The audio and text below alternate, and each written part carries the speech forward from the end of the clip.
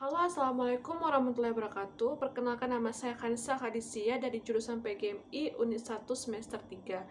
Di sini saya akan langsung memasuki resume tentang buku kedua, itu tentang Multiple Intelligence by Howard Gardner. Nah, sebelumnya saya akan menjelaskan dulu apa itu pengertian dari intelligence atau kecerdasan. Inteligensi atau kecerdasan adalah kemampuan dalam berpikir secara rasional dan juga menggunakan sumber-sumber yang efektif dalam menghadapi suatu tantangan.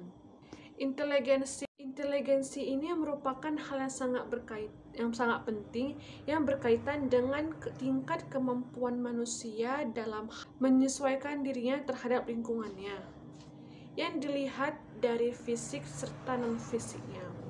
Nah, selanjutnya kita akan memasuki tentang resume, itu tentang multiple intelligence atau kecerdasan majemuk. Multiple intelligence ini merupakan istilah atau teori dalam kajian tentang ilmu yang bermakna kecerdasan ganda atau kecerdasan majemuk. Teori tentang multiple intelligence ini dikembangkan oleh seorang ilmuwan dan profesor pendidikan dari Graduation School of Education, Harvard University, Amerika Serikat, yaitu Howard Gardner. Di dalam teorinya ini, Gardner menyatakan bahwa setiap manusia itu dianugerahi oleh kelebihan serta kekurangan yang berbeda-beda. Jadi itu kekurangan dan kelebihan seorang itu tidak sama, namun berbeda-beda, sehingga disebut dengan multiple intelligence atau kecerdasan majemuk atau kecerdasan ganda. Gardner menjelaskan bahwa tidak ada anak yang pintar maupun anak yang ada hanyalah anak-anak yang memiliki tingkat kecerdasan yang berbeda-beda dan tidak sama. Adapun esensi menurut dari teori multiple intelligence menurut Gardner ini adalah sikap menghargai keunikan atau kelebihan dari seorang individu, berbagai macam variabel atau variasi cara belajar, menyajikan sejumlah model-model untuk penilaian belajar, serta berbagai macam cara dalam mengaktualisasikan diri dalam bidang-bidang tertentu. Menurut hasil identifikasinya, Gardner ini menyatakan bahwa ada 9 jenis kecerdasan dalam manusia. Yang pertama adalah kecerdasan logika, puisi berbahasa, visual spasial, kinestik atau gerak tubuh, musikal, interpersonal, intrapersonal, naturalis, serta eksistensial. Kesembilan kecerdasan ini tidak mungkin. Dalam penerapan sistem pembelajaran berbasis multiple intelligence ini ada beberapa hal yang perlu diperhatikan. Yang pertama adalah penalaran.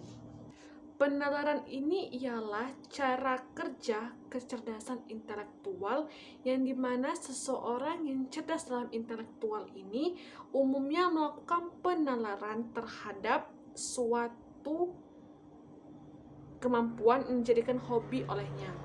Nah, yang kedua adalah eksperimen. Eksperimen ini merupakan salah satu langkah untuk mengembangkan intelektual dan menjadikan kegiatan ini disenangi oleh orang-orang yang cerdas.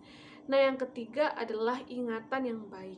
Ingatan atau memori yang merujuk pada proses penyimpanan.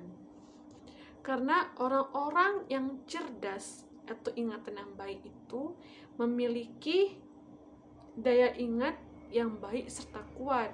Selanjutnya ada rajin membaca. Salah satu cara orang yang cerdas intelektual adalah dia selalu rajin membaca. Ada beberapa model kecerdasan yang telah disampaikan oleh Gardner. Yang pertama adalah kecerdasan matematika logis. Kecerdasan matematika logis ini adalah kemampuan dalam memecahkan masalah dengan menggunakan penalaran yang logis serta menggunakan angka-angka yang baik. Nah, selanjutnya adalah kecerdasan berbahasa. Kecerdasan berbahasa ini merupakan kecerdasan yang menggunakan kata dalam bentuk tulisan maupun dalam sebuah ide. Selanjutnya adalah kecerdasan ruang. Nah, kecerdasan ruang ini adalah kecerdasan visual dalam kemampuan memahami konsep, ruang, posisi, letak dalam 3 dimensi. Selanjutnya ada kecerdasan kinestik. Kecerdasan kinestik ini adalah sebuah kemampuan siswa dalam mengkombinasikan penglihatan dan gerak tubuh mereka. Selanjutnya adalah kecerdasan musikal. Nah, kecerdasan musikal ini adalah kemampuan dasar dalam mengelola suatu hal yang berkaitan dengan nada, dengan cara membedakannya, dan serta mengubahnya. Selanjutnya adalah kecerdasan antarpribadi. Kecerdasan antarpribadi adalah suatu kemampuan dalam memelihara hubungan sosial dengan dilakukannya interaksi sosial. Selanjutnya adalah kecerdasan interpribadi. Kecerdasan interpribadi adalah kemampuan diri untuk memahami diri sendiri seperti dalam memahami keinginan, hasrat, serta lainnya. Selanjutnya adalah kecerdasan naturalis. Kecerdasan naturalis ini adalah kemampuan dalam mengelompokkan flora fauna terhadap lingkungan sekitar. Selanjutnya adalah kecerdasan eksistensialis. Kecerdasan eksistensialis adalah kemampuan yang berhubungan dengan kepekaan dan kemampuan untuk menjawab masalah-masalah. Selanjutnya jadi kesimpulannya adalah sistem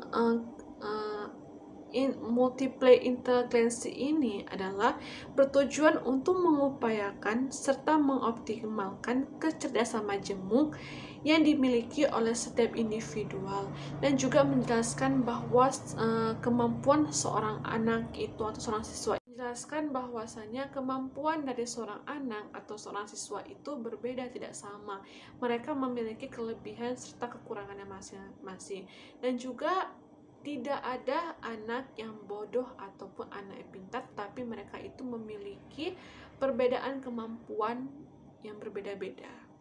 Jadi itu saja, saya mohon maaf jika ada kekurangan. Saya akhiri dengan wabillahi taufiq wal hidayah. Wassalamualaikum warahmatullahi wabarakatuh.